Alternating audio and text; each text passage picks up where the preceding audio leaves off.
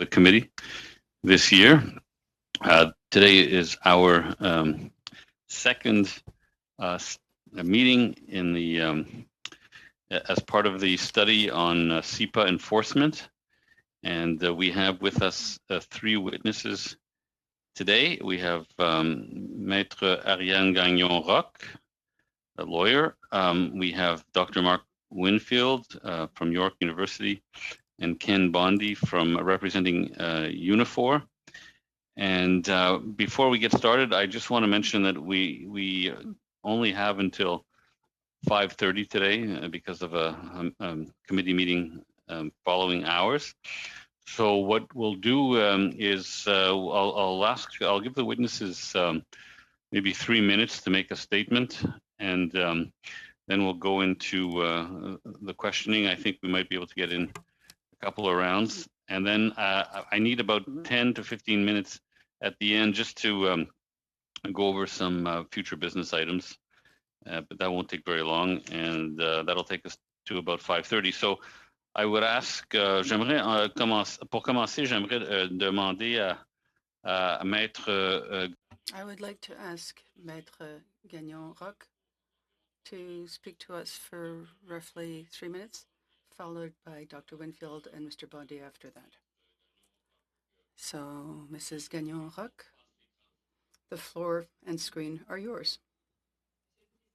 Mr. President, ladies and gentlemen, members of the committee, good afternoon. I'm going to attempt to be brief.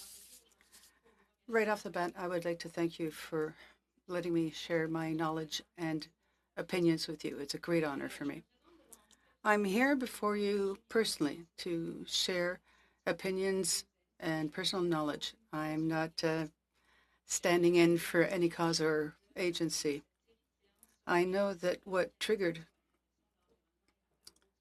the CIPA comes from Volkswagen, and I'm pleased to speak to you about that within the limits of my knowledge. But before that, I would urge you not to completely reform the law because of an exceptional case. You have to bear in mind that this system, if sometimes applies to exceptions like Volkswagen, but mostly applies to the average citizen, and it's to them that we should deal with. So I have two main points. The first one, the severity of the sentence, and the certainty of being prosecuted.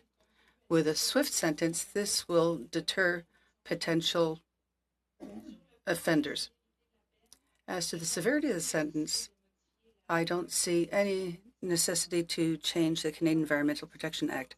I think the sentences are severe enough to sanction environmental crimes. Now, for those offenses with Volkswagen is $6 million. And in this case, the maximum fine was never imposed. It was $4,400,000 for certain accounts. Moreover, if there was a fine per account with the maximum amount, which would have been completely unreasonable, the total fine would have been $760 billion. So Canadian law is ready to act on natural disasters and polluters. We all know that in reality, it's not the severity of the sentence, it's really the certainty of being prosecuted, and that's what you should focus on. The statistics speak for themselves. Rarely will there be criminal convictions, and I can share these statistics with you. You can see it, environment and Climate Change Canada has very few investigations and has very few criminal prosecutions under the CIPA. This is not surprising because the policy on compliance with the Canadian law, that there are these exact measures that guarantee the efficiency to guarantee the compliance with the Act, which is why we have a warning before a criminal prosecution. I think if there was a credible fear of criminal prosecution, I believe that individuals and companies would be able to take upstream measures to make sure that they're complying with obligations. And also, I believe that Environment and Climate Change Canada is dealing with things very well. I think, in my opinion, yes. So, in your opinion, you're saying yes. That I was going to stop there. The administrative monetary penalties are sufficient to guarantee criminal prosecutions. And now, Dr. Winfield.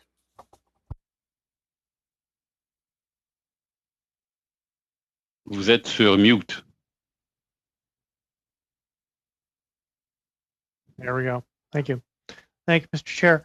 My name is Mark Winfield. I'm professor of environmental urban change at York University, and I also run the joint program in environmental studies and law that we offer in conjunction with Osgoode Hall Law School. And I want to thank the committee members for the opportunity to speak to them about these important issues related to the administration and enforcement of SEPA. I have a long history of engagement with the Act. I was very involved with the original SEPA review back in 1995 when the late Honorable Mr. Cascia was in the chair, and this committee led the review, which led to essentially the current version of the Act. I've continued to follow this over the years, particularly the federal provincial dimensions, and most recently I was an advisor to the Commissioner for Environment and Sustainable Development on their most recent audit on the Act. I'm going to focus on the wider issues around the enforcement of SEPA and not so much on the specifics of the Volkswagen case. Others have spoken to that. And I think we need to think of the Volkswagen case as a bit of an outlier in terms of the overall enforcement story around SEPA. So I really sort of want to focus on that narrative. I mean, this is a complicated story, and that sort of reflects the scope of the Act. In approaching this, I had to look back at the report that was done through the Commissioner's Office and the annual reports under SEPA, and a number of things sort of come out very strongly in this. One is that there's a number of regulations under SEPA, but the enforcement activities on the part of the department seem to be relatively focused on a fairly short list of those regulations. PCBs, import-export of hazardous waste.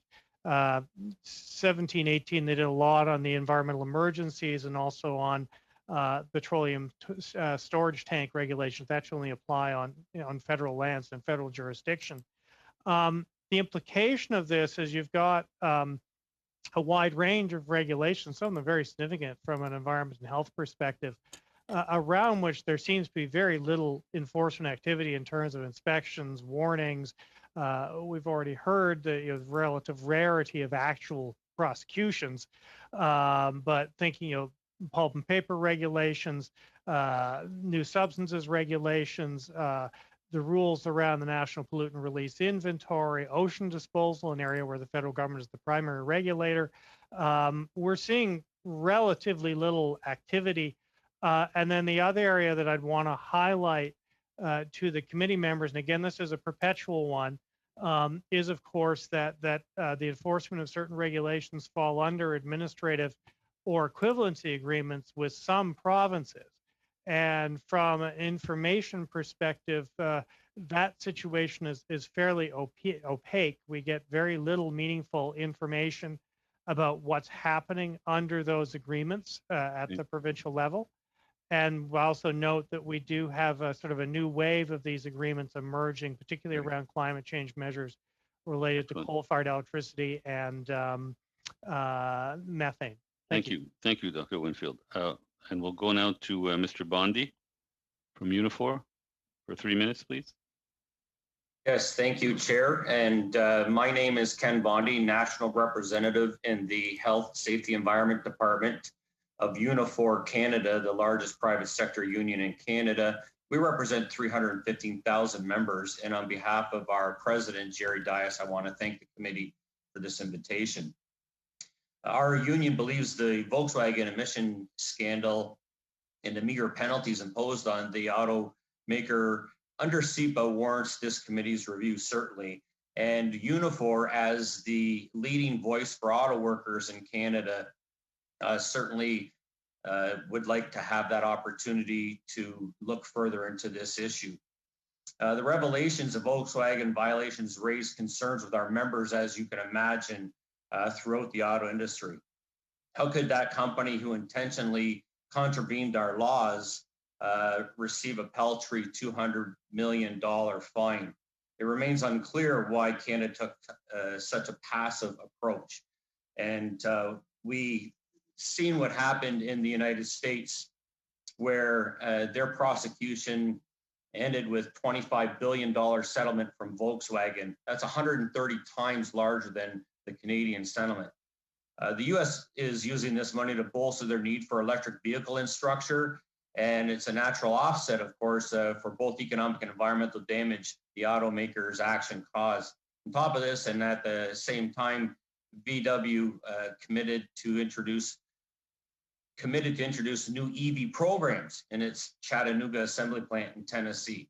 However, in Canada, we have let them carry on as business as usual with no investment at all. So we need to take these companies to climate commitments seriously, and certainly SEPA is our rule book, and it allows us to punish those who contravene the laws.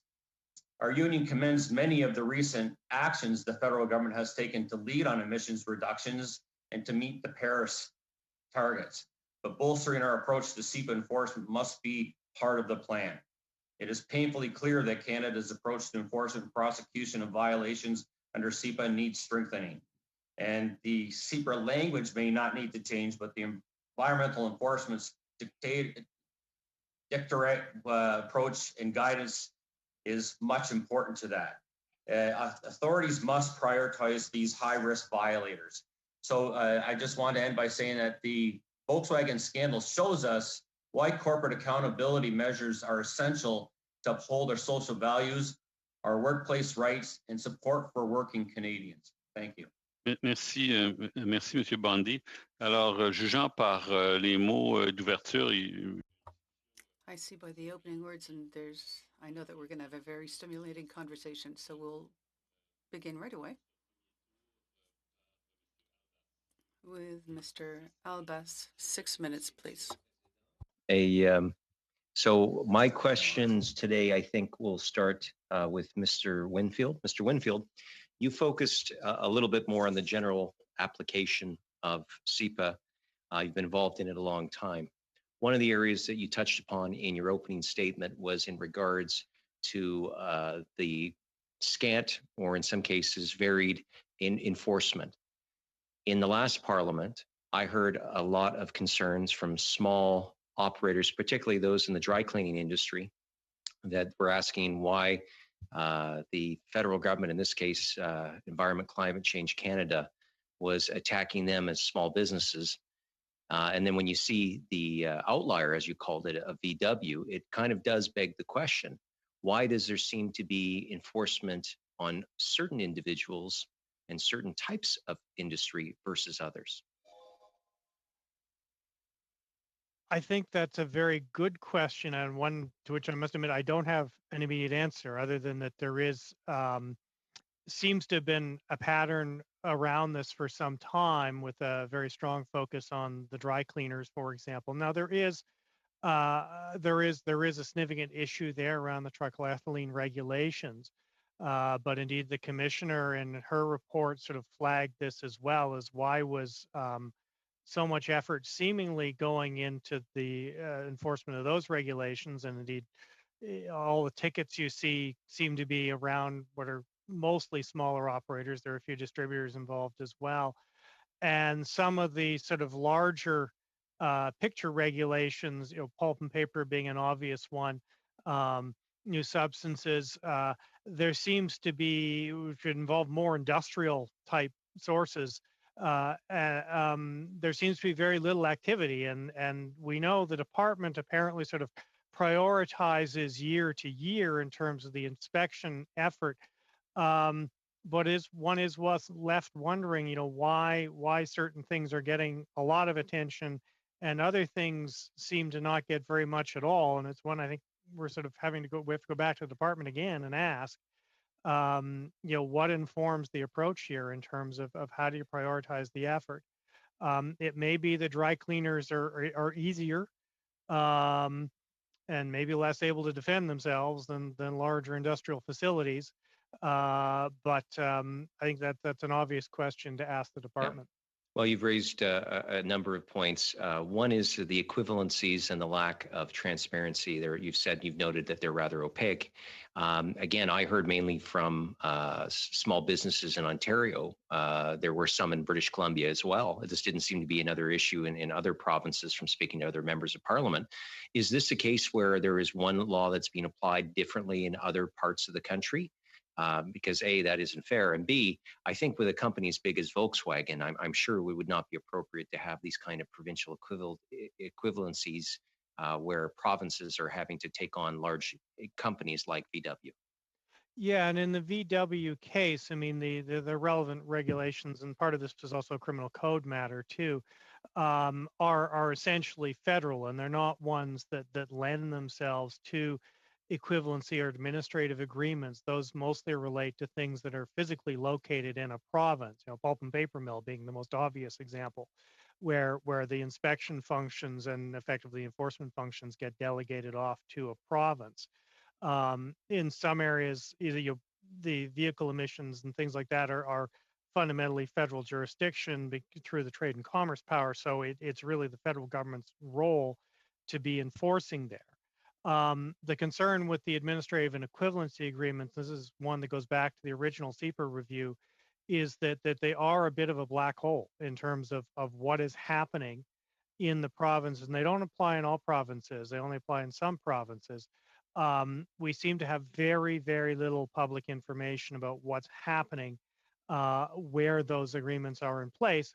That said, we are also seeing very little enforcement, period, around the regulations which are generally covered by those agreements. It's principally the pulp and paper ones more than anything historically. We're now seeing a newer set of them coming up around coal-fired electricity and methane from industrial sources is where the next round of equivalency agreements are emerging. But again, the same set of questions arise about how we're going to know from a federal perspective of what's happening. And that does beg questions of unevenness between provinces about how much enforcement effort actually goes into these areas. So my next question would just simply be in regards to, I know you said you didn't want to necessarily focus on VW, but it is a high profile case. And if people do not see a level approach, so I just simply ask you, do you think that the fines that were levied against VW were measured? Because we've heard from some witnesses that say the United States had far higher fees and the damage was identical on a per capita basis, a VW in Canada versus a VW in the United States. And there was a lot of questions of whether or not it was, whether the Canadian government just gave a slap on the wrist. What is your opinion? 20-second answer, please. Yeah, so I think it's a legitimate question, given even allowing for the order of magnitude differences between Canada and the United States, the scale of the penalties. Does beg questions about, did we let them off the hook a little bit easier given the scale of this? Part of this too is, though, we haven't seen anything on this scale in our experience under CEPA so far. Great. Okay, thanks. We'll go now to Mr. Saini for 6 minutes. Mr. Saini? Yes, good afternoon. Sorry, I didn't unmute my.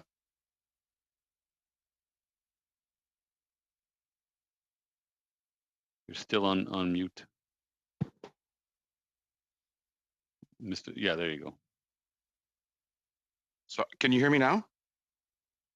Yes, we can. Yes, sorry about that. So thank you to all the witnesses for coming here. I really appreciate it. I'll start with you, Dr. Winfield. As you're quite aware, there's a lot of talk in society and also talk in this committee about trying to eliminate waste and move towards a more circular economy where we aren't dependent on the endless consumption of products. Do you see or do you find that there's a role for strengthened CEPA to play in this goal, and what changes would you suggest we needed to make this work? That's a complicated question, and I'd be tempted to defer to my postdoctoral student who's the expert on waste matters. I think there is a federal role. It's complicated by the nature of the jurisdictional needles that are being thread through CEPA.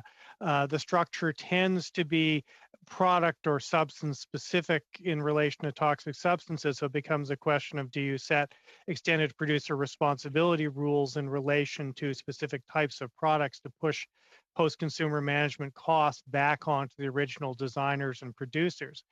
There may be a role around the import and export of waste rules. I'd have to think about that a bit, but at the end of the day, I mean, the federal government does have control over transboundary movements of waste in and out of Canada and between provinces, depending on how much it wants to exercise that control. So one would have to think a little bit about how to want to incorporate that into an extended producer responsibility regime, and in particular, how one coordinates what's happening with the provinces in that area, who tend to end up as the primary regulator. But especially with the movements around plastics, I mean, the implication is that once they're on the Schedule 1, the federal government can exercise regulatory control. The question is then, how do you design something that gets you where you may want to get to in terms of extended producer responsibility and circular economy? Let me take you in a different direction, and I want to ask you your opinion on the Environmental Damages Fund, because you know that fines that are levied under SEPA are to be used to restore the environment. So currently, the court may direct funds to be used to repair the specific damage that the fines were levied for. Should this remain at the discretion of the court, or should be some statutory requirement? The tricky part, I mean, it in a sense partially ends up falling to the Crown, who's making the plea around what the nature of the penalty should be. And given the variety of issues that could come up, one would have to think carefully about what sort of statutory constraint one wants to put. Do you tie it so tightly to the specific damage that occurred, or do you want to provide a little more discretion on the part of both the judge and, as I say, typically the Crown, in making the case for here's where those resources should go? And just one more question. When we're trying to improve our environmental oversight, and our enforcement works so closely with the United States in terms of testing and emissions, should we be accepting the United States EPA certificates of conformity for vehicle emissions to make it more aligned with them, and maybe to increase some efficiencies? Again, this is a complicated one, and recent events sort of demonstrate both the advantage and the pitfalls, in the sense that on the one hand, typically US EPA has been seen globally as the world's most competent environmental regulator. Obviously, in the last 4 years, that changed somewhat in terms of the landscape, and in a sense caused us to think again about, well, do we simply want to accept what they have accepted, or do we want to be having a look ourselves? And there's also an implication in some cases that again, as sort of just as the experience we've been through, there can also be situations where we would in fact want to retain the discretion to require higher standards, especially in situations in the United States where you have situations where you have the Californias of the world saying we'd prefer a higher bar, and in this unusual situation, the US EPA effectively being pushed by the administration downwards. Again, but if we look at the new US administration, you can just by their first few weeks in office, you can see that there's this attitude to really move forward and advance the climate file. Yep. So I'm just suggesting, would it be better for us to sort of be more in alignment with them? If they're going to be more progressive, then we should, Yes. The short answer is yes. It's very clear where the Biden administration is going, which is to move in the same direction that California was trying to move on these issues. Right. So we're clearly in a different world from where we were before January 20th. But the environment which we were in before January 20th also cautions us about tying ourselves too closely to where the United States decides to go. How much time do I have, Chair? À peu près 30 secondes. 10 seconds. So I just wanted to tell you that I've been reading a lot about what you've written about urban sprawl. I don't have the ability to ask you a question, but maybe some other time. Thank you very much. Merci. Happy to chat. Thank you. Merci, M. Sény. Alors, on passe maintenant à Mme Posé. Yes, thank you very much. My first questions are for Maître Gagnon-Roch. First of all, thank you very much for your testimony and for your presence. You did a master's thesis that dealt with the context of environmental law and criminal law. We talked a bit about Volkswagen, but I'd like to make this a bit broader. In the ministerial plan in 2021, the CIPA wants to have a risk-based approach when it comes to enforcing the act. And as a lawyer, what do you think about this risk-based approach in environmental law? And my second question, and would that compromise the criminal measures that we already have?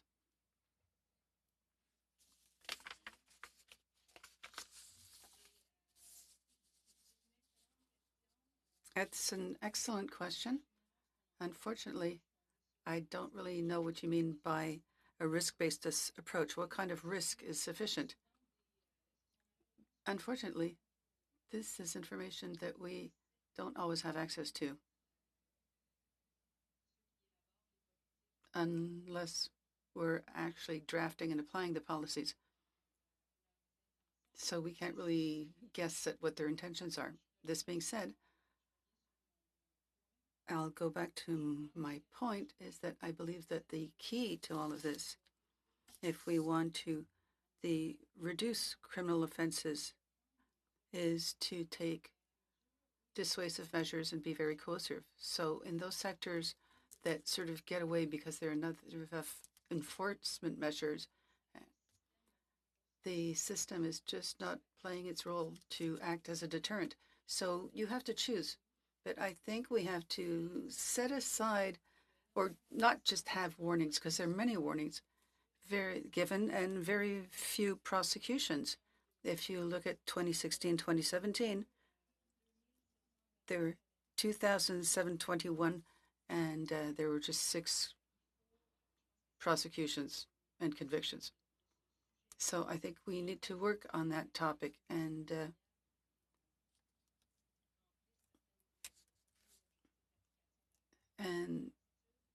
there's things like having a swift actions.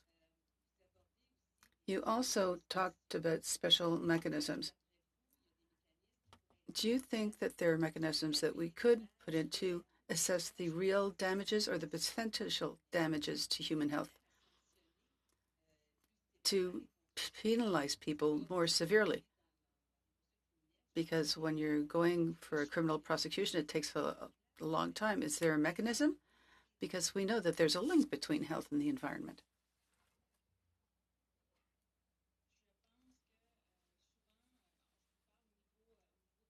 When it comes to prosecutions, because I work with the application of criminal law, this is evidence presented by experts. So can we get that evidence? Sometimes it could be deduced from the nature of the violation. But Environment Canada is able to get that information when it carries out a study of a pollution incident. In your thesis, you also talked about restorative justice, and Mr. Saini referred to that, a fund for an environmental fund in the case of damages. There are fines. Do you think the fund is a proper solution, or do you want more direct sanctions where you have sanctions that are established and where companies have to pay not just in a fine but also to restore and repair the environment? The fund is a better alternative than putting the fines into a general fund, because in this case it's dedicated to protecting the environment. My alternative would be it's when the fund's money is directed directly to the violation that was committed. So to make sure that the amount of money is used to remediate environmental damage or to support a project that would have environmental advantages related to the original violation. And you can't always put things back the way they were. Like, for instance, Volkswagen, you need a damage that needs to be very focused. And failing that, if you can't repair environmental damage, then I think it's a good idea. But you have to make sure that the funds are directed to a project that has something to do with the violation. 30 seconds left. I was going to ask a question to Mr. Winfield. In the case of Volkswagen, the fact that maybe they could give money to build infrastructure for electric vehicles, was that a good way to go about things? So actually, Mr. Bondi could answer that question, and then I'll get back to Mr. Winfield. So 10-second answer, Mr. Bondi. Yes, thank you. And absolutely so. I believe that in the case of Volkswagen, where they have very little or no footprint in this country, employing a small amount of Canadians, that those monies leveraged to increase employment for working Canadians would make sense. Great, thanks. Okay, so we'll go now to Ms. Collins, but before we get to Ms. Collins, I would just like to congratulate Ms. Collins again on her wonderful news that her family will be getting larger, and thank her for that bit of good news at a time when good news is at a premium. Go ahead, Ms. Collins. Thank you so much, Mr. Chair. Maybe I will follow up with Mr. Bondi just to, you had mentioned the disproportionate fine paid in the U.S. Even if you adjust for the population and the number of vehicles sold, it's a small fraction of the civil and criminal penalties in the U.S. And really, maybe to follow up on Madame Posé's question, do you think there's any explanation for the difference between the Canadian American cases and their outcomes? And really, what could we have done here in Canada if we had taken that same approach as our southern neighbors in the US? Yes, thank you. And I don't see a simple answer. The curiosity is why we went so easy on Volkswagen. Again, there was no threat of elimination of investment or jobs. And that brings to the second point. I don't think that just simply under SEPA levying fines on corporations that can't meet the protection targets is the answer all of the time. In fact, if monies were to be used to try to teach and enhance environmental protections through companies, Mr. Winfield's mentioned the pulp and paper mill a few times, which is a concern, but there's opportunities and there's much employment happening in those facilities that if we were to use some of those monies to enhance the environmental protections rather than just simply levying fines, we not only will protect the industries that are in Canada, but we will certainly make some progress on environmental protection. And I just want to follow up on something you mentioned just a moment ago and in your opening remarks, just that Volkswagen doesn't have any manufacturing or engineering operations in Canada. So the number of jobs kind of at stake were very, very minimal. Do you think greater penalties against Volkswagen could have impacted Canada's auto parts and manufacturing sector in any way? Yeah, I think there could have been some discussion, and that discussion was lost, is that maybe it's too far-fetched to suggest that part of the penalties would be to have Volkswagen invest in an entire manufacturing plant in Canada, but there's certainly a lot of independent parts manufactured here, a lot of things that go into manufacture of Volkswagen-related vehicles, and we really, I think, missed the opportunity to enhance opportunities for Canada. We are not going to get that investment if we don't look at ways to manage it, or in this case, perhaps even force it a little bit to get some of those. And I'm not just talking about Volkswagen, I'm talking about Nissan and Mazda, many of those vehicles we see every single day on the road that are not employing any Canadians at this time.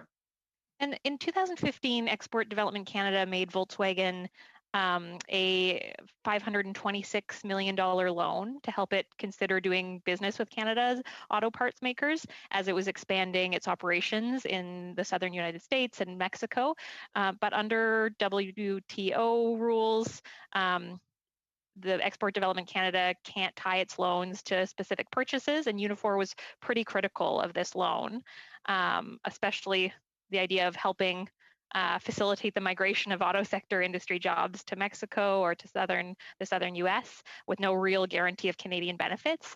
And just curious, do you think there would have been any compromise to that EDC investment with greater penalties to Volkswagen, or any thoughts? Yeah, so I'm number one, a big proponent to challenging WTO rules. I think, and I'm sure a lot of my fellows in this country agree that we get the dirty end of the stick under WTO. And some of those things that may not be currently allowed could have at least been used for other initiatives. One of them is end-of-life vehicle recovery. We talk about the circular economy, is that then we could have said, a kind of a reverse of the auto pact that we had, is that if you want to sell vehicles in Canada, then you must disassemble and recycle them in Canada. Think of the opportunities that could be gained if we had that type of a federal law. Thank you so much, Mr. Bonney. I just have a question for Mr. Winfield. You had mentioned the rarity of prosecutions, and it's come up a couple of times just that Environment Canada enforcement officers have been doing less inspections. You know, they did 4,915 inspections in 2014-15. They were down to 1,600 in 2018, 2019. The investigations have decreased, the prosecutions have decreased. Just curious about if these numbers are concerning to you. Do you think that there's a lack of resources, or kind of what the core issue with the decline in enforcement in SEPA?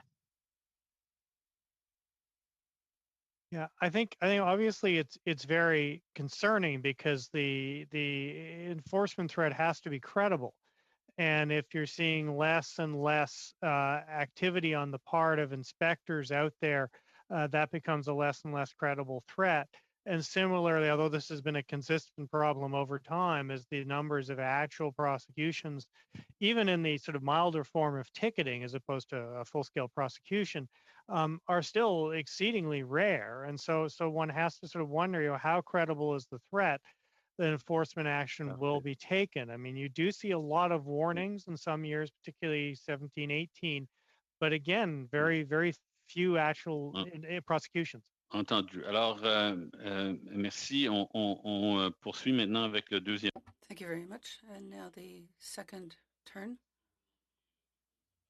And for the Conservatives. Okay, thank you very much. I'd like to ask Madame Gagnon-Roque, s'il vous plaît, a question. You mentioned in your opening comments that the Canadian SEPA enforcement regime is more based on certainty versus severity.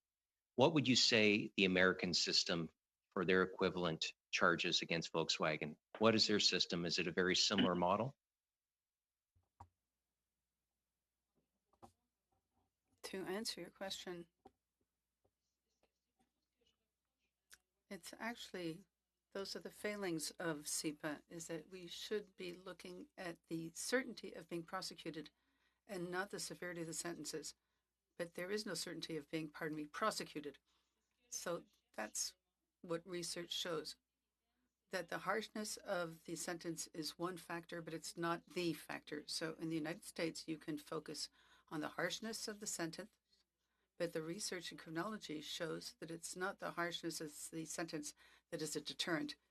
What deters them is the certainty of being prosecuted. So personally, I believe that the problem isn't with the harshness of the sentence, and it's not a difference of millions or $100 million that will change anything. But if we were absolutely convinced that we were going to be prosecuted, even with lower amounts of fines, likely the regime would be better, and then there would be less environmental violations. In that case, why do you think the punishment itself was not higher? Was it a failure of the legislation, or was it a failure to prosecute the case? What do you think? Where does it lie? Excellent. Excellent question. I'll be quite honest with you. I don't see any difficulty with the Volkswagen case.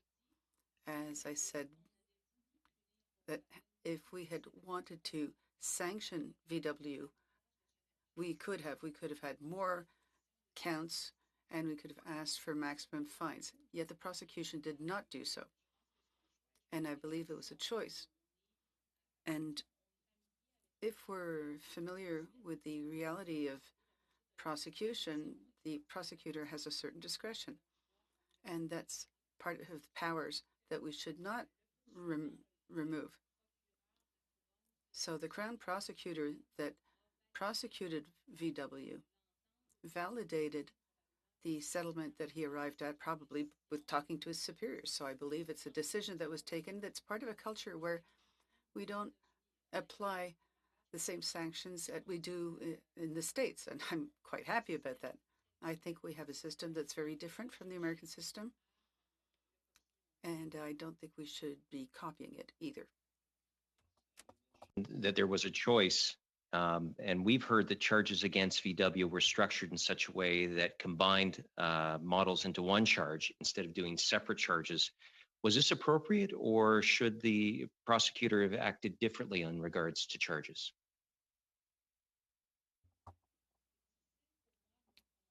Hard for me to answer this question. It's an excellent question, but I believe it's really up to the prosecution. So it's very difficult to get to interfere in this discretionary power. Now, do I think the prosecution should have had 100,000 counts and charges? No, it wouldn't be manageable. That's why it had to be regrouped. Could he have added more counts? Yes. But that's probably part of the settlement that was negotiated with VW. But I don't really know because I was not there. Do you believe that the government took steps to limit VW's liability in this case? That they purposely drew it back? This was not just a simple case of just a missed target or a wrong decision?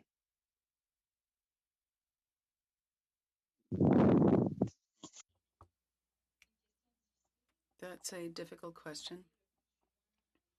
The prosecutor is distinct from executive powers. So I have a hard time believing that there was any kind of transgression, but I have no information on that. So I really can't answer. Option C, but thank you. Okay. Thank you, Mr. Ellis. Mr. Shifke for 5 minutes, please.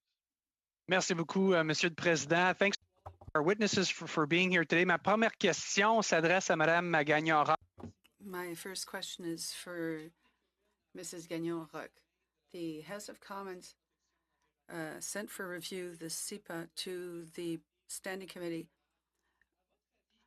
this committee. In your mind, what kind of amendments should be brought to improve the management or the enforcement of the Act? Maybe we could begin with, you mentioned that, in your opinion, that prosecutions are rare and how you believe that the certainty of being prosecuted is. Do we have to change the bill or can we just amend it? Mrs. Gagnon-Roch, could you just put your mic a little it's a little too close to your mouth and a little too loud for the interpreter's ears.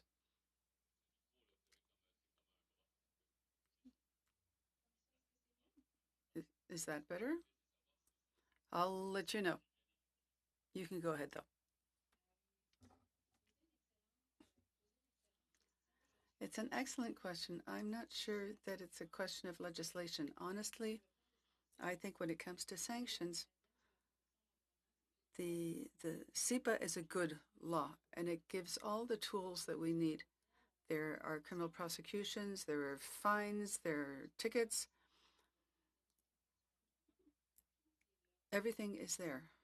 What we need is that to use them and manage them. That's where the difficulty is. When you look at the Act, that it's not being applied and not being used to its full potential. So it's maybe reforming the policy of enforcement and give an order of priority. But do I have anything concrete?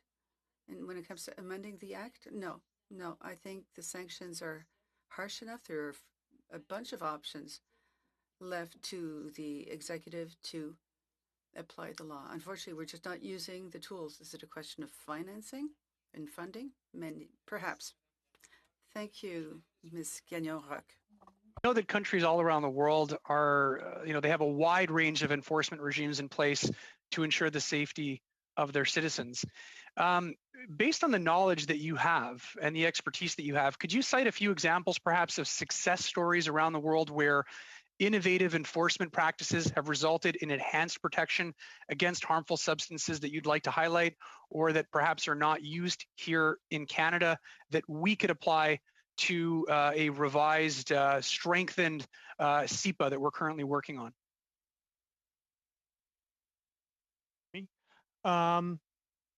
I think probably the most significant component here, I'd point to a couple of things. One is, in general, the expectation of enforcement, and this is again where the United States is very, very different. US EPA is much more aggressive around enforcement, not just on the criminal side, but the civil side as well. And you see that in the Volkswagen case, and that gets people's attention. We have at the provincial level in Canada, particularly in Ontario, for example, we have moved quite strongly in the area of officers and directors' liability and their responsibilities there, which again has been very effective in getting companies to establish internal environmental management systems, because that becomes essential to defense. If you're an officer or director, you need to demonstrate that you exercise due diligence, and not only having an environmental management system, but actually having paid attention to the information that was being generated by it, and what your vice president, environment and health and safety was saying becomes essential. A third component I would point to, and again, you see this in places like Germany or California, is also to not be static about the rules themselves and the standards, but instead to operate in an environment of continuous improvement. The expectation is that the standards are not going to stay where they've been for 20 years, that in fact, on a cycle of 3 years or 5 years, we move upwards. And so everybody's expectation is that if the technologies are improving, the practices are improving, then the expectation is the rules are going to move and become more stringent. So if you're a smart operator in this space, you're going to want to start to be more proactive as well about what is becoming possible, what sorts of practices, what sort of technology are being used, so you're not static, which we tend to stand with the rules once we've set them and not move them. Okay, thank you. Thank you, Dr. Winfield. We'll go to Madame Posey.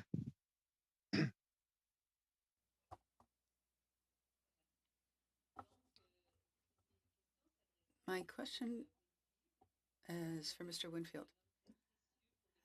You are wonderful for this environmental committee because you've got such a huge amount of experience. I'm going to speak about health. Health Canada says that there are 14,500 premature deaths per year because of air pollution, respiratory illnesses as well. Do you believe that in the review of the CEPA, the links between health problems and their causes, should they be a special focus? And then 2 other very short questions, because I only have 2 minutes with you.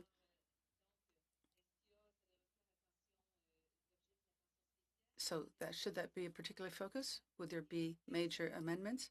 And what would the impact be of putting into the Act the right to a healthy environment?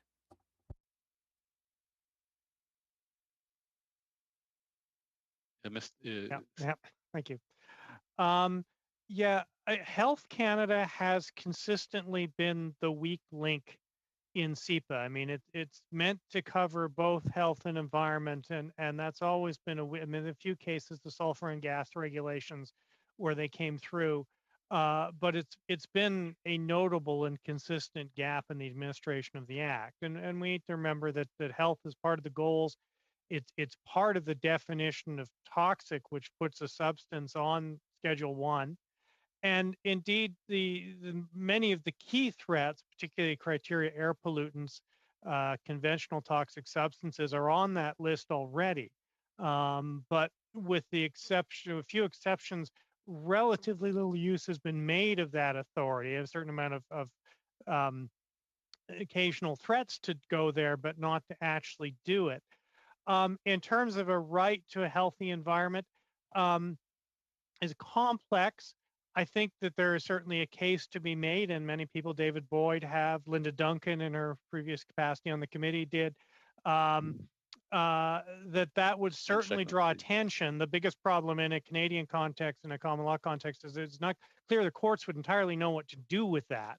But it would certainly send a very, very clear signal in terms of the Parliament's intent around the administration of the Act. Thank you. Ms. Collins. Thank you, Mr. Chair. Question again for Mr. Brody. You talked about the need for corporate accountability. And from Unifor's perspective, do you think that Volkswagen was held sufficiently accountable? And if not, what's the risk or what are the dangers of failing to hold these kind of large corporations to account? Well, so I don't believe that they were held accountable based on the actions that they took. Again, we're talking about a corporation that blatantly lied to the government of Canada. So the opportunity to educate them and assist them in making their product less polluting or environmental damaging wasn't even an opportunity. And so I think that, again, within our law structure, if there was a way that we were able to, at the very least, levy a larger fine that would go towards protecting the environment or enhancing the environment in Canada. For a quick example I'll give you is that monies could be used to build a wider infrastructure for zero emission vehicles across the country. We know that there are corporations out there like General Motors that does business in Canada that has committed that they will make all electric vehicles by 2035. Well, that's not going to help Canadians if we don't have the infrastructure to support those vehicles and the people that work in those facilities. So those fines could be used for enhancement on greater environmental opportunities in Canada. Thanks so much. The question maybe for Madame Gagnon-Roch. The charges that were laid in the US, they actually laid criminal charges, whereas we laid no criminal charges here in Canada. Also, once the charges were laid, the timeline for the Crown and Volkswagen agreeing on the penalty was very short. Is it unusual to have those kind of charges negotiated before they're laid? Très rapidement, s'il vous plaît, Madame. First of all, Canadian Environmental Protection Act provides for criminal offenses. So there were no charges under the criminal code, but the charges are still criminal under SEPA. Secondly, is it unusual? No. It's not, doesn't happen often that the defense would actually see the evidence before charges are laid, but it does happen. So I can't qualify this as an exceptional situation. Conservative Party, 5 minutes. I'll take it, Mr. Chair, if that's fine. Yep. Thank you again to our witnesses. I think I'd like to ask Madame Gagnon-Roch another question. Just in regard, we've heard from a member of the Liberal caucus, and I don't mean to make anything personal, but he suggested perhaps we should have a regime legislatively that should force these fines to go to specific ends rather than letting the court, the relevant jurisdiction, to decide whether or not that's appropriate and whether the Crown should decide to pursue that or not. But I think what the real issue is here, and I hope you would agree, is whether or not the fine was sufficient. even with changes legislatively that said these monies will go to, some environmental action, there was the penalties, it seems to me, that you're saying were not sufficient. Is that correct?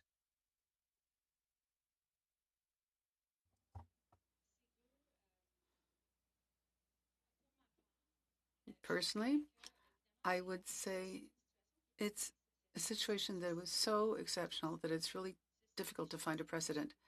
That being said, I believe that the penalty is quite severe and sufficiently severe.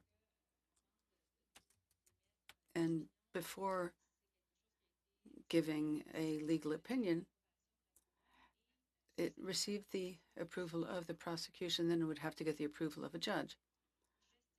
I believe that the penalties were severe enough, and I don't think it's my role to get involved in what the prosecution is doing.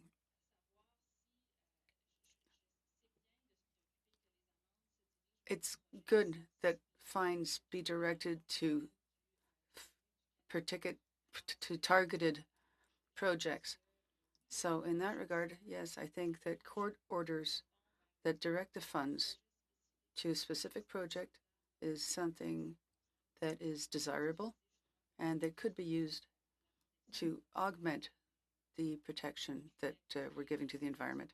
But I believe that the penalties are appropriate in the circumstances, even though there was a huge difference compared to what they had in the States. And we don't have the same type of legal framework.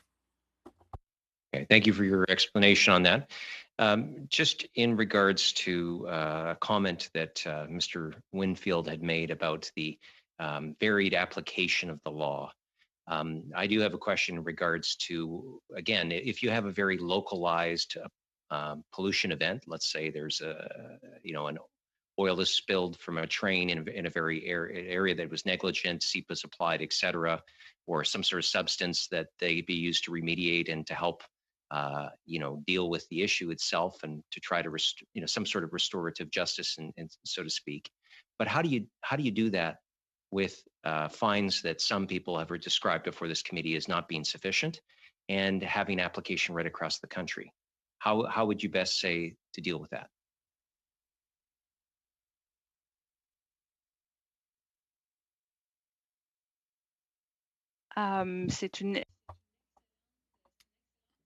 It's an excellent question, and to a certain extent,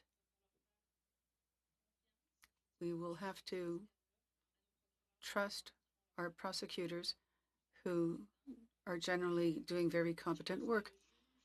I believe that the judge has the discretion when he gives his decision or gives a court order to specify where the funds will go, where they'll be allocated. So I believe the judge can spell that out. The problem I see with your situation that you've described, if there is a spill somewhere and then a lawsuit is filed, then those funds would only be paid out several years after the oil spill. So remediation will already have been done. So we are confronted with that limit. When we want to allocate funds for remediation, already it's been done because it needed to be done. So you have to think of that aspect as well when we think of what our options are. Sir, thank you for coming before the committee. I would just like to ask the question. Your members obviously compete in a very competitive industry.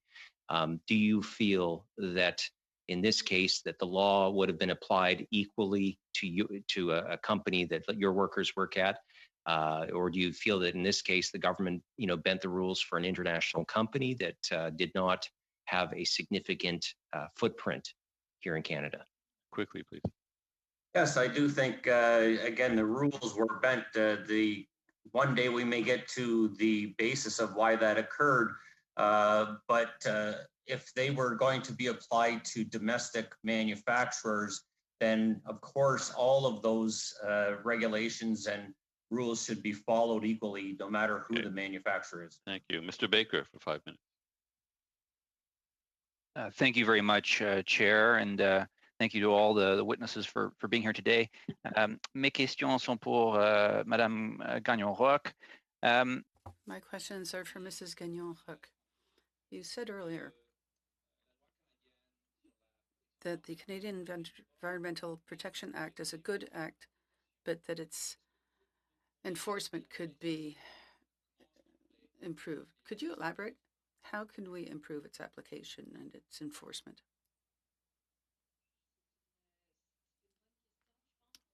Good question. I think its application can be improved to make sure that there are more investigations.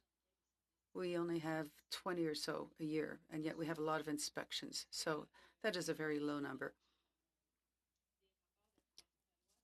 In the enforcement reports, they tend to use only warnings, and I don't think that that's the best option in the circumstances, but that's the option that seems to be preferred, because one of the factors that's considered at the time of decision is the swiftness of the measure. So the warning is as swift as can be, but I think we have to avoid using warnings in many cases.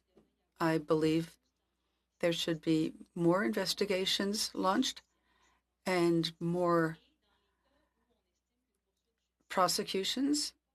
And if a prosecution isn't appropriate, then there should be monetary administrative measures. It's proved itself in Quebec. It's quick. It means that you can apply a monetary penalty. They're not huge, but still, they can still be significant.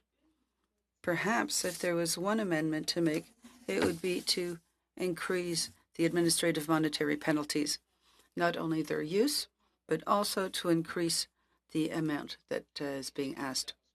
Are you saying that because earlier you spoke about being certain that you would be prosecuted? That's more important than the penalty.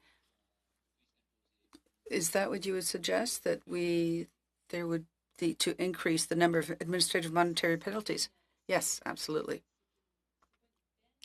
It's not a penalty in the sense that it's an administrative sanction, but it's still a punishment, if you will. And it's been proven in other areas, and it makes people certain that they do have to be responsible for their actions. I've got 1 minute left, roughly. You said earlier that we shouldn't emulate the Americans' approach when it comes to prosecution. Can you tell us why you believe that? Sure. Going back to what I said, it's not the harshness of the penalty that dissuades them. It's that certainty of being prosecuted. Personally, I'm not impressed with $1 billion fine. I'm more convinced that people will be prosecuted criminally, and I think that has a better effect.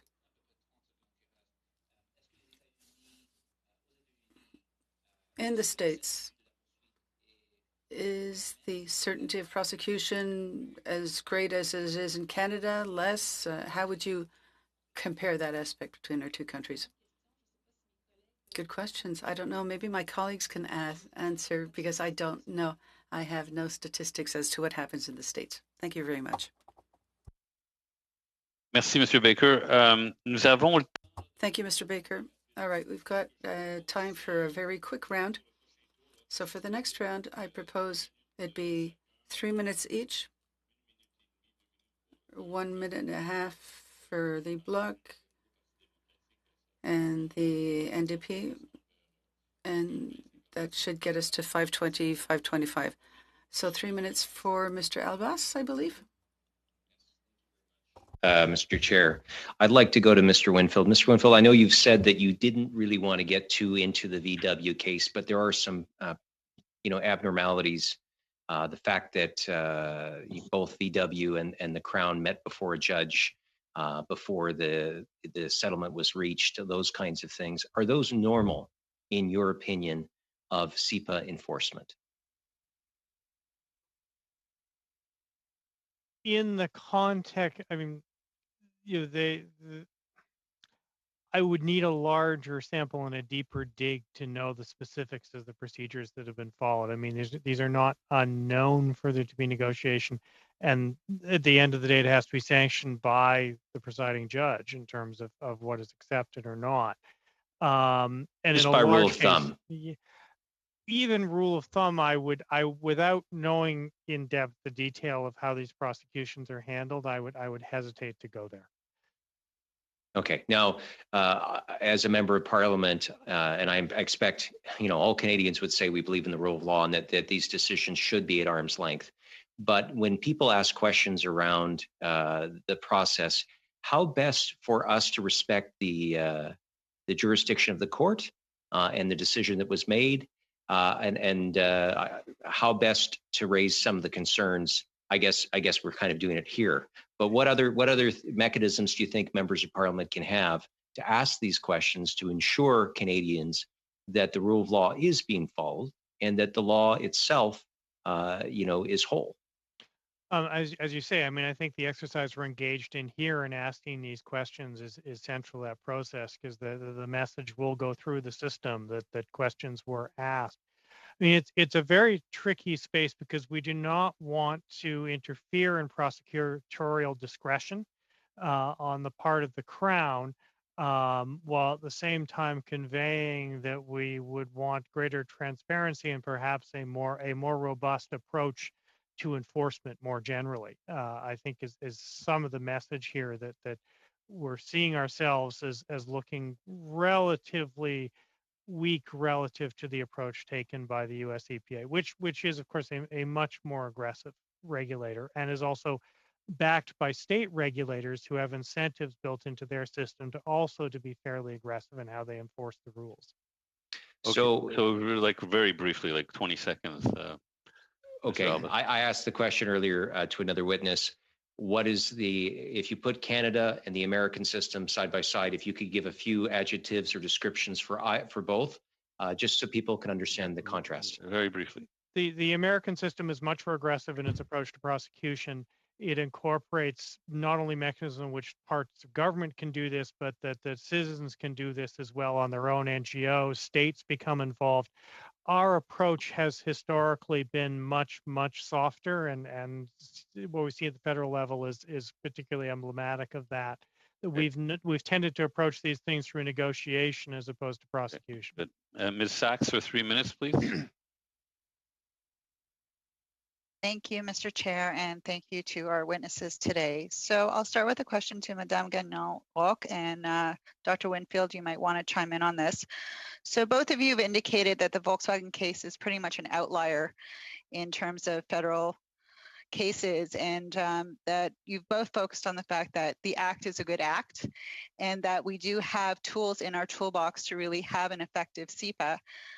What I'd like to ask at this point is, as we're looking forward in improving and enhancing SEPA, what kind of issues or aspects should we be looking at, perhaps in the levels of enforcement from the provincial and federal relationships, or sector by sector, that we should be considering?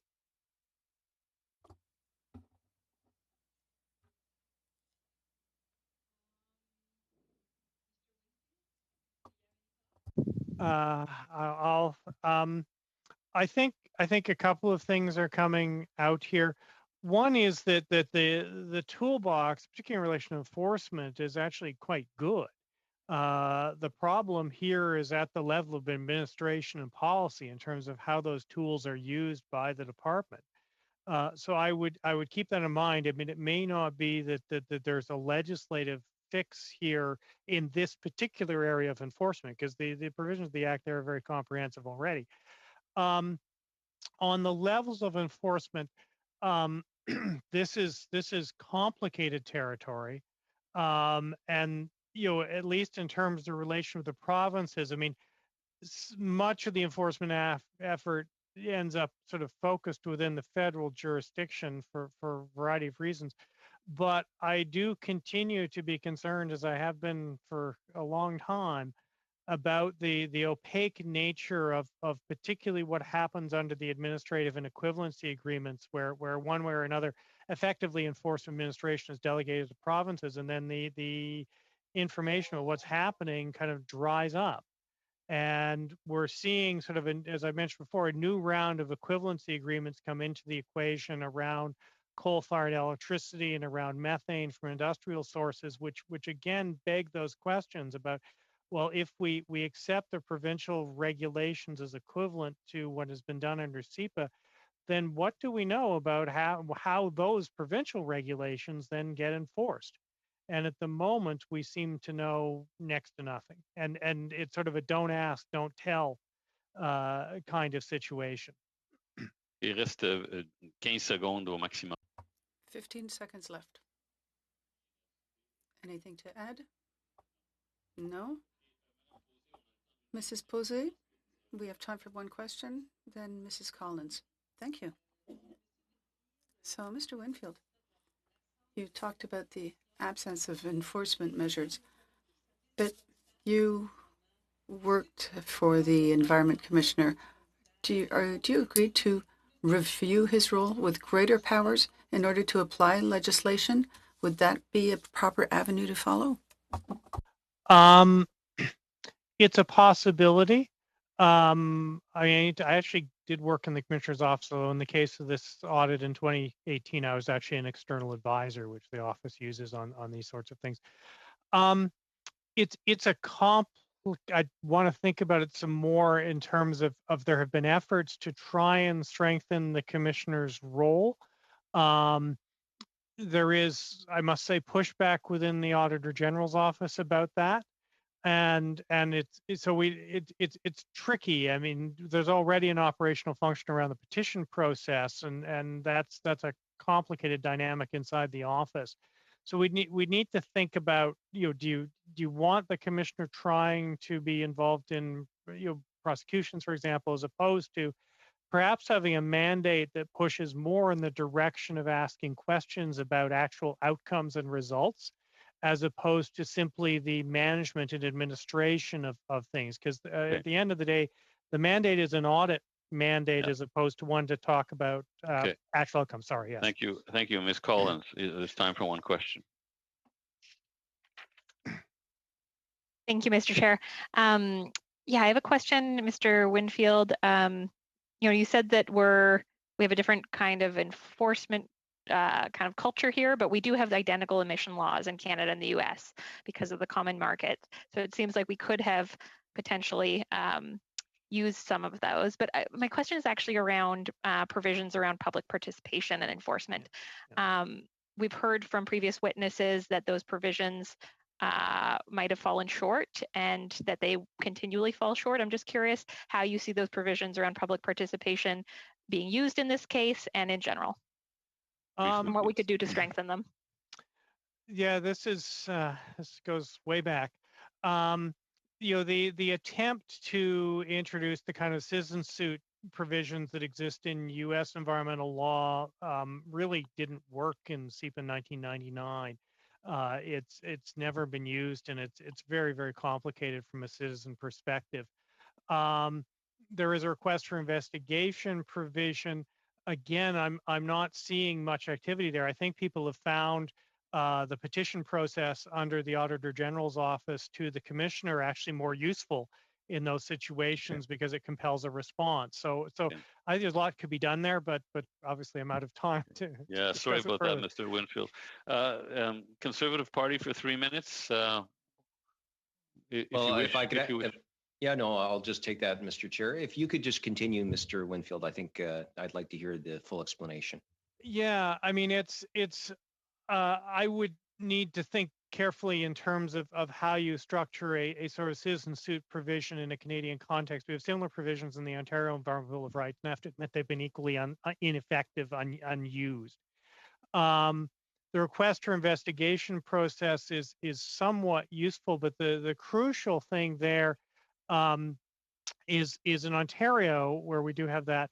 There's both the compulsion that the department actually give a response, which is quite powerful, and then there is and this is going back to the Madame Posey's question, the link back to the commissioner, because in Ontario, under the Environmental Bill of Rights, once a request for investigation is filed, that opens the door to the environmental commissioner. It used to, it still does, although the commissioner, of course, has now been embedded into the Auditor General's office, but the statutory provisions are there in Ontario that the commissioner could then speak to how the request for an investigation was disposed of by the department. Did they respond?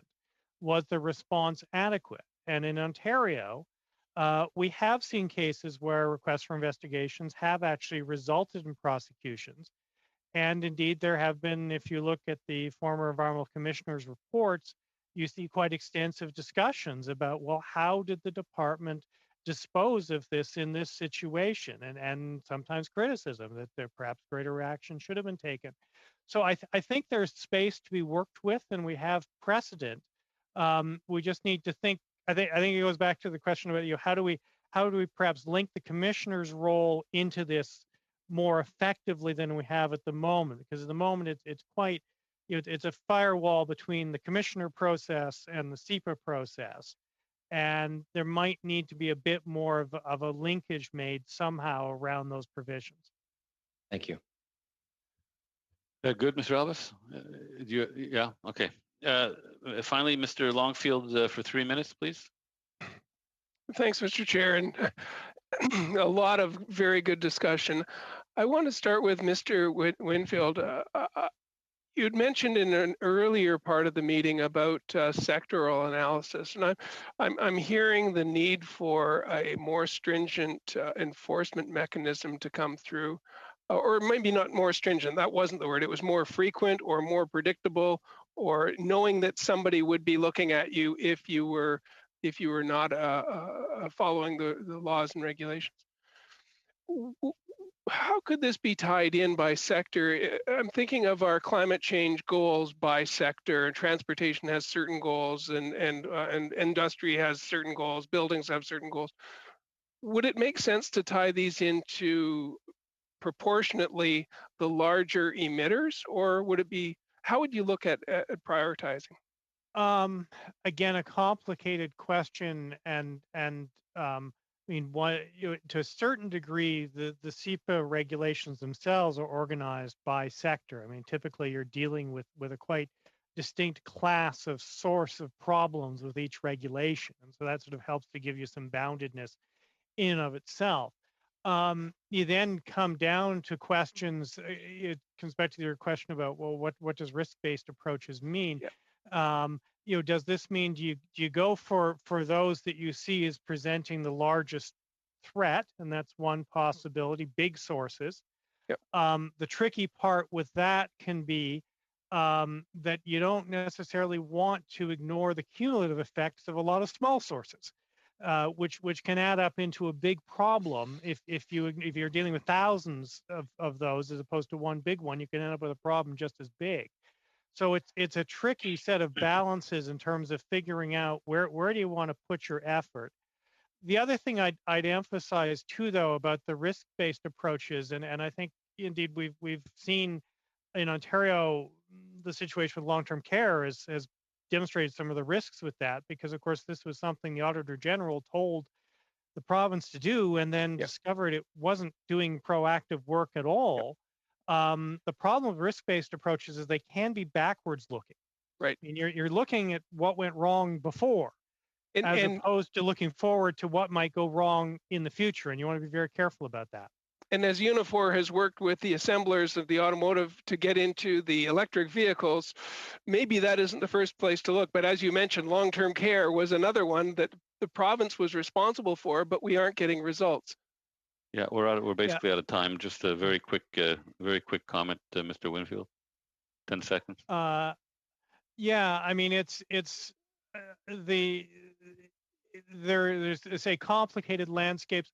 The presence of unionized workforces can have a very significant effect. I'm more familiar with this in a rail context than, but it does mean you've got an organized set of eyes who are well informed about what's going on, and that can be very, very powerful. Thank you very much. Great. Well, I would like to thank our witnesses and all the members of the committee for a very interesting discussion. I think we really delved into a lot of topics and gained a greater understanding of the enforcement issue. Monsieur le Président. Oui, c'est Madame Posé, oui. Sorry. I had raised my hand. I simply want to ask the witness, because sometimes we run out of time, but if you have any additional details to all the witnesses, if you want to send us more details, please feel free to do so. Excellent idea. I imagine that the witnesses have understood. If you have more documents to send us or more information, please feel free to do so. And we'll incorporate them into the reports that are to follow. We're going to go into some future business, not in camera, but we're just going to do a bit of future business. I just want to go over where we're headed from here. We have a meeting on Wednesday. The problem on Wednesday is that there's, I think, 2 votes, so it'll be a truncated meeting again. I would suggest, we can go to 6 p.m. and we could discuss some motions that I know some members want to discuss. It's the final meeting in our SEPA study, and it's the public servants from Environment Canada who will be here. Then after that meeting, we have a week break, and then on the 15th we don't have a meeting because it's Family Day in Ontario and other parts of Canada.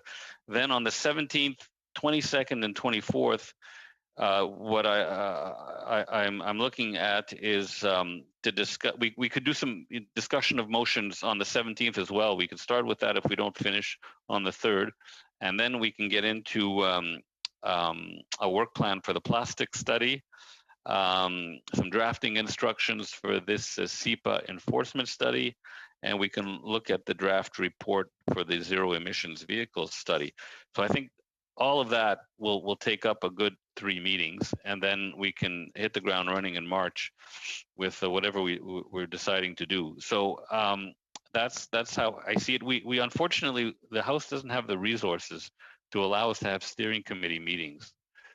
So that's why I'm suggesting that we can do future business if we have time on the 3rd. If we don't get through it, we can do it on the 17th. But we just we don't really, unfortunately, can't do steering committee meetings outside of our scheduled meetings. So I have I don't know who went first here. Let me just I don't think it says I have Ms. Collins, Mr. Généraux, Mr. Long. Mr. Chair, can we bid a farewell to our witnesses who are still on with us? I'm sorry. I thought I had said that you were free to go, as it were, but I didn't realize that we were keeping you here. I'm sorry. Thank you. So we have Ms. Collins, Mr. Généraux, Mr. Longfield, and Madame Posey. Go ahead, Ms. Collins. Wonderful. Thanks, Mr. Chair. Yeah, I just wanted to clarify how many votes we had on Wednesday. I thought there was more than that, but I could be mistaken. I thought we had a bunch of private members' motions to vote on as well. Just wanted to move the notice of motion that I had sent out about the 4th meeting of our SEPA study. And do you want me to read it out? Yes, go ahead. Yeah. Mr. Yes, Chair, Mr. Albas, yes. I'm really sorry to kind of bump myself in there, but I think if we can just get some agreement around Ms. Collins' motion, I think you'll find that we're in favor of it. Okay, go ahead, Ms. Collins. Do we need to have a formal motion other than just say that we agree with what she's asking for, and then we can move on? We have to see if the other parties agree as well, but go. So maybe Maybe by unanimous consent, if everyone's read the motion, we can just see if. Okay, does anyone want to speak to the motion? It's a little hard to do. Okay, we've got Mr. Longfield. Anyone else want to speak to the motion? Mr. Longfield, go ahead. Sure. My feeling is that we don't have enough, we need more meeting time for the motion. So I was going to make an amendment to the motion. Yeah, I think here's the problem, colleagues, is because there's another meeting after this committee, we can extend this discussion a little bit, but not that much. I'm suggesting that, maybe we could, on the 17th, if we can't do anything on the 3rd with this motion, if we can start the 17th with discussions of motions and get those out of the way. maybe Yeah, if I could, I had a suggestion. I Go was ahead, going go to ahead. make an amendment, but maybe in general, we do have a new, newly appointed commissioner. Maybe we could get that commissioner in for a 2-hour slot, and some of these questions could be asked at that time. But I think we need a more fulsome study. So maybe we could, So if we could maybe, pivot to Mr. having the Longfield, commissioner. maybe I can just quickly give a rationale for the Go motion ahead, as is. please. Yeah, go ahead. So just because this our meetings were canceled on Wednesday and we lost one of our core witnesses for the Volkswagen study, we were talking about reducing my study down to 3. So I'm just proposing swapping out that last day for a one-day hearing on this. We don't necessarily have to make any recommendations to Parliament that day. And if we thought that this deserves a longer study, we could then talk about that at that point.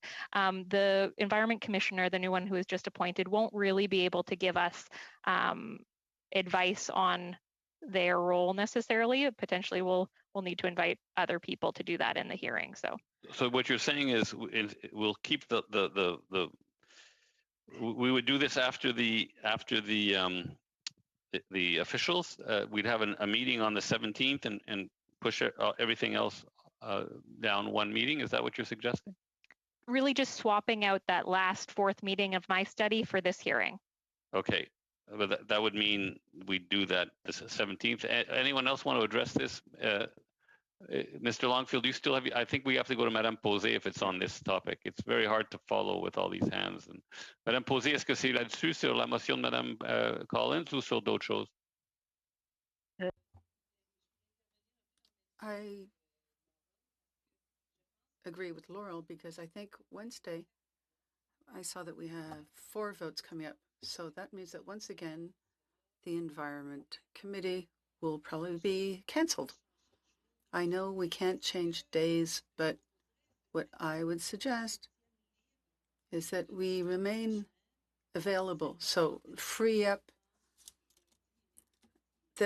our times on Mondays and Wednesdays between 5:30 and 7:30 so that we could move ahead, because a lot of those votes, that the motions involve us.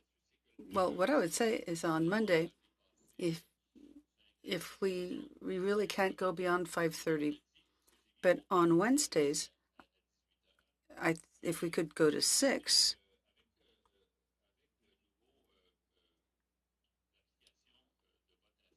but with the new voting applications, the votes may be faster. But for this coming Wednesday, I'm not sure that the app is going to be used.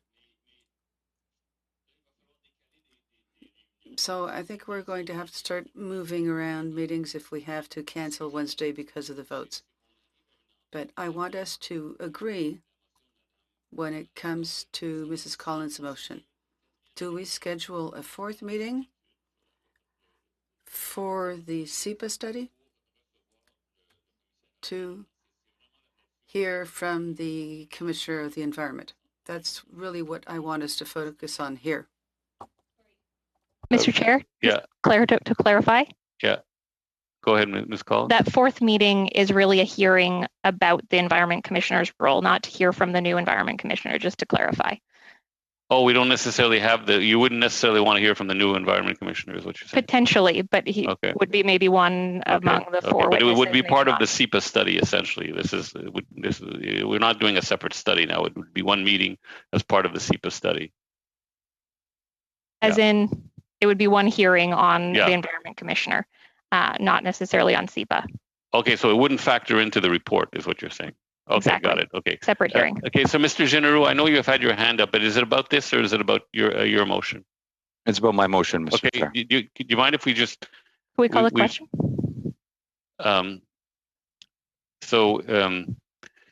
There's a call for the question. Just a moment, please.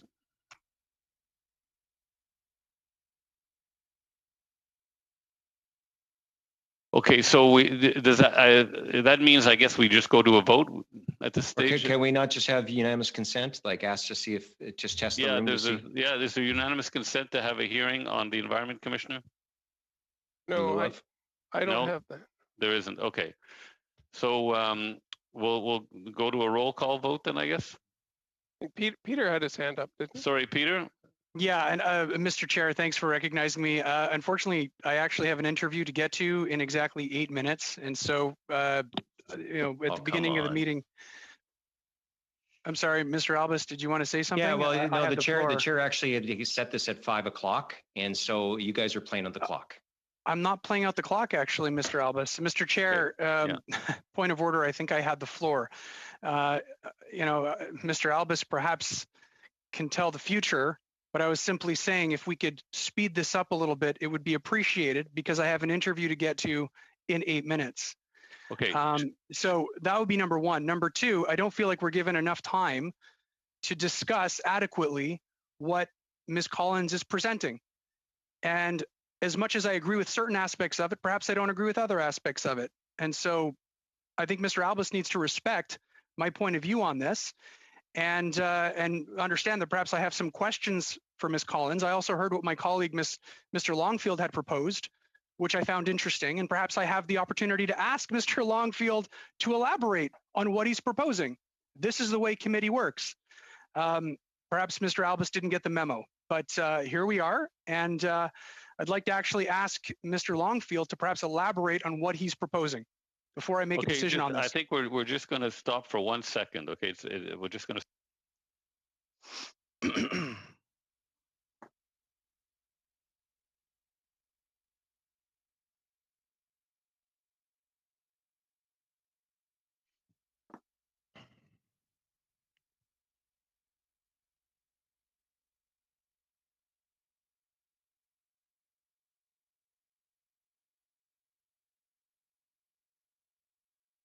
Okay, so where were we now? We were at Mr. We were at Mr. Longfield. Is that? Yeah, the question of who was going to be in the fourth slot. My understanding was that we have a new commissioner coming in. We could talk to the new commissioner, which would need to have some committee time. Anyway, we would like to have some committee time to talk to the new commissioner. We could relate that to some of the questions that we've got from SEPA. But I think the overall role of the commissioner is a very different discussion that we would take a lot more than a 2-minute discussion. I'm on public accounts, and we've also looked at the role of that commissioner there and talked to the commissioner and the auditor general, who both said that the efficiency of the department is because the commissioner is in the auditor general's department, that there's good efficiencies there. But I think if we had a 2-hour slot to have the new commissioner come in, and had some time for him to prep to come in to talk to us, that's where I would rather have gone with the 2-hour slot that we had. Okay. Does anybody else want to address this issue? No. Okay. I guess so. Just to reiterate, Ms. Collins, you want to have one meeting on the role of the commissioner. It's not as part of the SEPA study. It's a separate study, or not a study, but a separate meeting at the first opportunity, I imagine. So that's where you stand on this. Am I correct? Yes. Could we call the question? Yeah. Okay. So let's have a vote. Was there an amendment that was moved, Mr. Chair? I don't know where we are right now. I had an amendment that we had the new commissioner come in. Okay, so we have a discussion on the amendment, I imagine. Mr. Chair, you did say you were calling the question. Both of these gentlemen had the opportunity. Point of order, by the way. Both of these gentlemen had the opportunity in debate to either put forward an amendment. I did put forward an amendment. I didn't hear you move it. I heard you say you talk about one.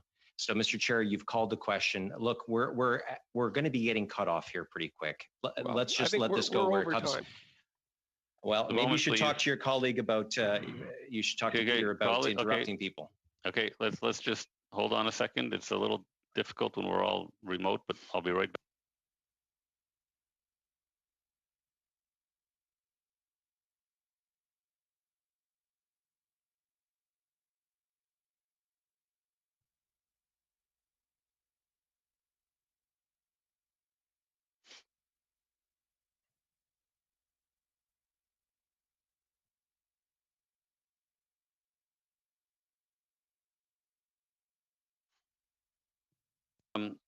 Apologies, colleagues. So I'm told that it wasn't a formal amendment, and we're dealing with the main motion. So we're going to have to vote on the main motion here. So Ms. Dufault, could you just do a roll call vote? Certainly. So yes, the vote is on Ms. Collins' motion. Mr. Baker, Opposed. Mr. Longfield, Opposed. Mr. Sena, Opposed. Ms. Sachs, Opposed. Mr. Schiefke, I'm opposed as well. Mr. Albus, In favor. Mr. Godin, Cool. Mr. Generou, In favor. Mr. Redekop, In favor. Madame Posé, En faveur. Ms. Collins, In favor. So that's yes. 6 yeas and 5 nays. okay. So as I understand it, though, this is not because according to what Ms. Collins said, this is one meeting on the issue. It doesn't exclude inviting the commissioner, and we're not making recommendations. It's just a 2-hour hearing.